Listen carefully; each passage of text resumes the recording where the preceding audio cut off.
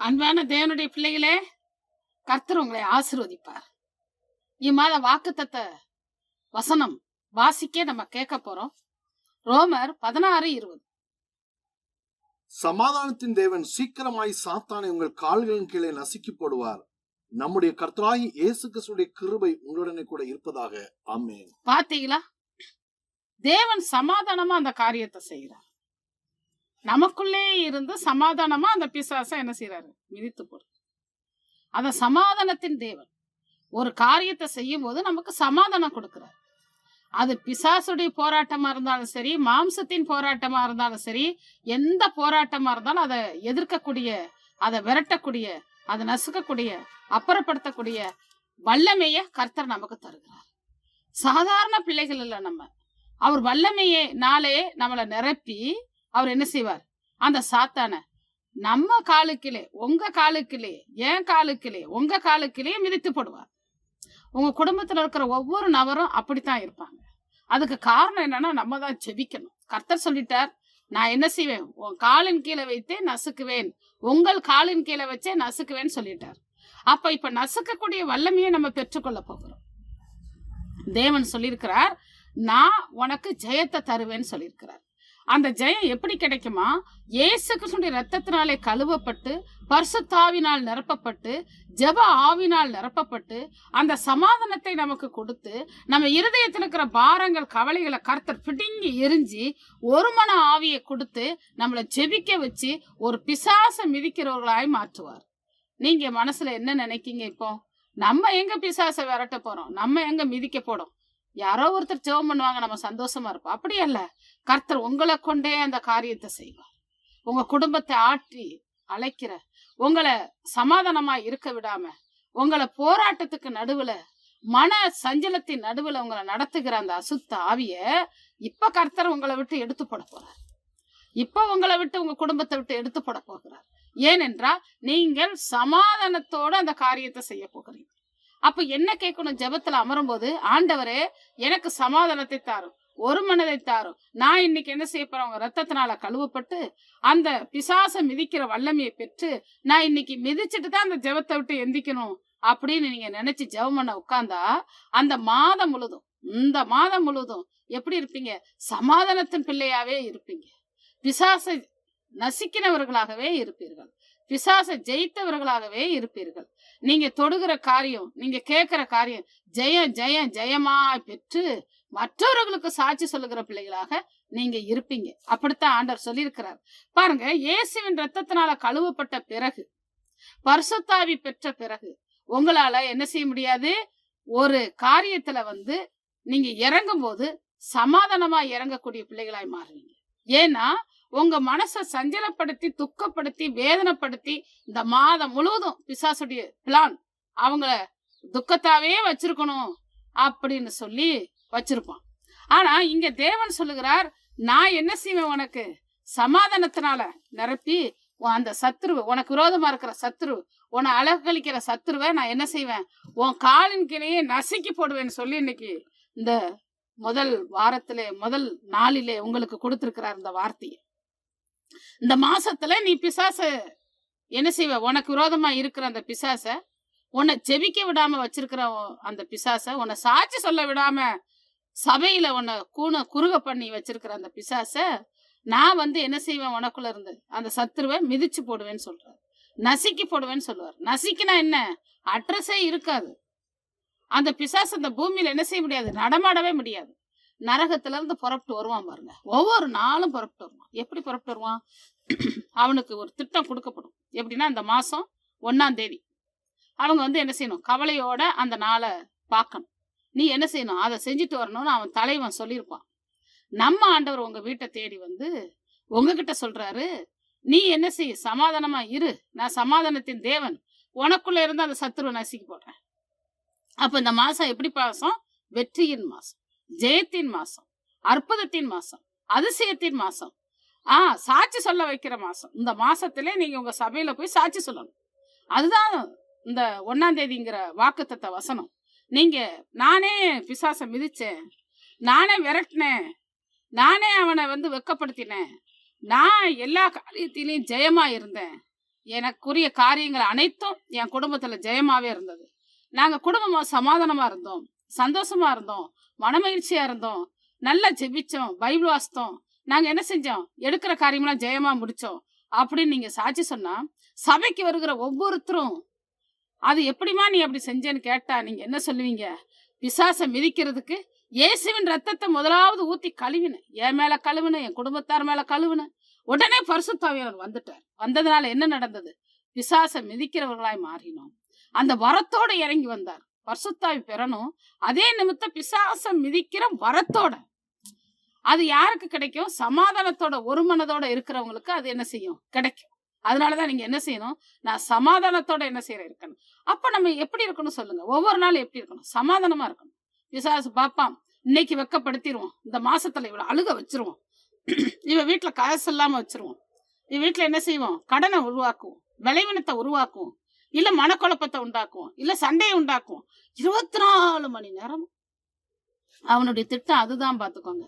அந்த திட்டத்தை முறியடிக்கத்தான் நீங்க எப்படி இருப்பீங்களா? சமாதானத்தின் தேவன் உங்களுக்குள்ள இருக்கும். எப்ப வருவாரு? அவர் ரத்தத்தினால கழுவப்பட்ட உடனே. அப்ப நீங்க என்ன செய்யணும்? அவர் ரத்தத்தை ஊத்தி கழுவணும். பரிசுத்த ரத்தம், ஜெயம்ல ரத்தம், கனி கொடுக்கிற ரத்தம், பிசாசை வெக்கப்படுத்துற ரத்தத்தை நீங்க பெற்றுக்கொள்ளணும். உலகத்துல வேற ஒண்ணும் இல்லை. நமக்கு அவர் ரத்தம் இருந்தா போதும். உங்களை சுத்தி ஃபுல்லா ஆசீர்வாதம் தான். அந்த ஆசீர்வாதம் வந்து தங்குறதுக்கு ஒரே வழி, அந்த வீட்டுல உள்ள ஒவ்வொரு நபருடைய இருதயமும் இயேசுவின் ரத்தத்தினால கழுவப்படும். அப்ப அவங்களுக்கு என்ன கிடைக்கும்? பய பக்தி தெய்வீக ஞானம் கிடைக்கும். அப்ப எதை எடுத்தாலும் இயேசு கிறிஸ்துவினுடைய நாமத்தை சொல்லி துதி ஸ்தோத்திரம் பண்ணி தான் நீங்க அதை செய்ய முடியும். அப்படி இருக்கும்போது உங்களுக்கு சமாதானமா இருப்பீங்க. அப்படிப்பட்ட பிள்ளைங்க மேல அந்த பிசாசை நசுக்கிற அந்த வல்லமை சரீரத்துக்குள்ள ஊற்றப்படும். அப்ப நீங்க பிசாசை கண்டு ஓட மாட்டீங்க. அவனை உச்சி முடிய பிடிச்சு அந்த பிசாசை நசிக்கிட்டு தான் நீங்க இருந்தீங்க. அப்படிப்பட்ட பிள்ளைகளாய் மாறுவீங்க. அப்படி உங்களுக்கு அந்த வல்லமை கொடுக்கப்பட்டிருக்கும்.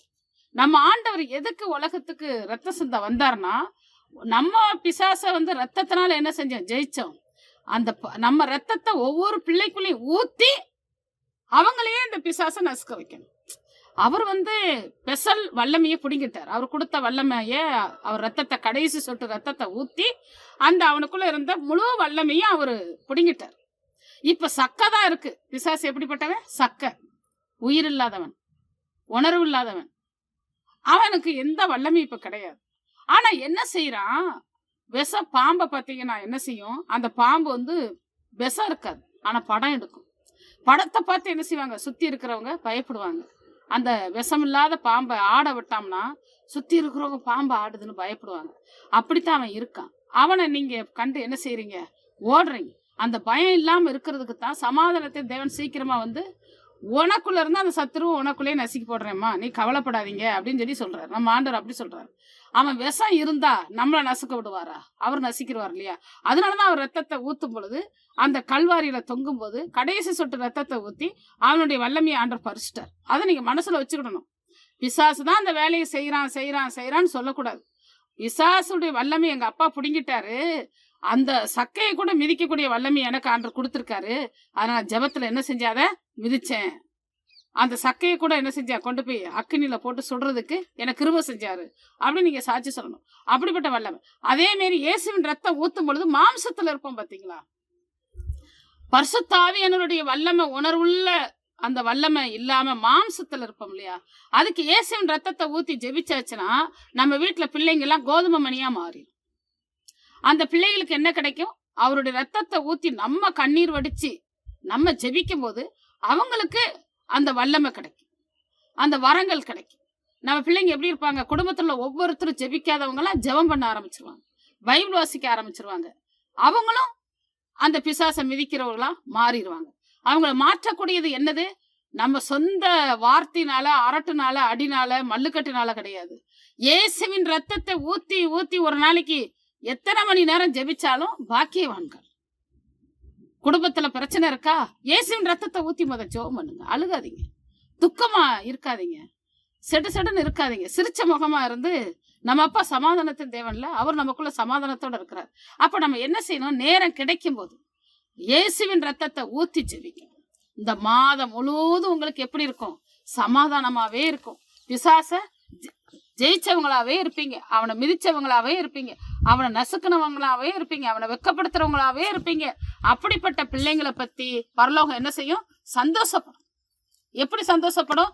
என் பிள்ளை என்னை கூப்பிட்டு என்னுடைய பரிசுத்த ரத்தத்தினால கழுவப்பட்டு வரங்களை பெற்றுக்கொண்டு என்ன செஞ்சது? என் பிள்ளை போய் அந்த சத்துருவை மிதிச்சு போட்டுச்சு. நம்ம குடும்பத்துக்கு விரோதமா, வருமானத்துக்கு விரோதமா, நம்மளுடைய சந்தோஷத்துக்கு விரோதமா, நம்ம சுகத்தோடு இருக்கிறது பிடிக்காது பிசாசுக்கு. அந்த கிரிகள், நம்மளை எதிர்த்து வர்ற கிரிகளை நீங்களே என்ன செய்வீங்க? மிதிப்பீங்க. அப்படி மிதிக்கும் போது எப்படி இருக்கும்? நரகத்துல ஒரு பேச்சுவார்த்தை நடக்கும். என்ன நடக்கும்னா, இந்த ஊர்ல இந்த வீட்டுல இயேசுவின் ரத்தத்தை தான் எந்நேரம் கூப்பிட்டுட்டு இருக்காங்க, ஊத்தி ஊத்தி செபிக்கிறாங்க, அங்க போக முடியலப்பா அப்படின்னு அவன் தலைமுடி என்ன செய்வான்? பிச்சுக்கிடுவான். போனவன் வரவே இல்லை, அவனை மிதிச்சு அவனை அக்கினினால சுட்டரிச்சு போட்டாங்கப்பா அப்படின்னு அவங்க பேச்சுவார்த்தை நடக்கும். அப்படி நரகத்துல நடக்கும் பொழுது நீங்க எத்தனை பாக்கியவான்களா இருப்பீங்க? நீங்க எவ்வளவு மனமகிழ்ச்சி உள்ள பிள்ளைகளா இருப்பீங்க சொல்லுங்க. அதைத்தான் நம்ம செய்ய போறோம். இப்ப ஜெபிக்க போறோம். இந்த மாசம் பெரிய ஜெயத்தை கொடுக்க போறோம். ஜெபம் பண்ணுமா? ஸ்தோத்திர கர்த்தாவே, துதிக்கிறோம், ஸ்தோத்தரிக்கிறோம்ப்பா. பரிசுத்த தேவனை இந்த நாளை நம்முடைய கரத்துல கொடுக்கிறோம். எங்கள் தேவனாய கர்த்தாவே, நீர் ஒரு விசையாய் கூட கர்த்தாவே உங்களுடைய ரத்தத்தினால கர்த்தாவே கழுவு. இந்த மாதத்தை இன்னைக்கு காண செய்தீர், இம்மட்டும் நடத்தி வந்தீர், தாயின் கருவில இருந்து நடத்தி வந்தீர், ஒவ்வொரு மாதத்தையும் கடக்க கிருபை செஞ்சீர். ஆண்டவர், இந்த மாதம் அருமையான சகோதர சகோதரிகளை கர்த்தருடைய ரத்தத்தினால கழுவி, குடும்பத்துல ஒவ்வொருத்தரையும் ரத்தத்தினால கழுவி, பரிசுத்த ரத்தம், ஜெயமுள்ள ரத்தம் அப்பா, பிசாச வெக்கப்படுத்தின ரத்தம், அவன் விஷப்புள்ள புடுங்கின ரத்தம், மரணத்தை ஜெயித்த ரத்தம், ஆண்டவரே நீர் இறங்கி வந்து ரத்தத்தை ஊற்றுமையா. அந்த பரிசுத்தமான ரத்தத்தை ஒவ்வொருத்தர் மேலையும் ஊற்றுமையா.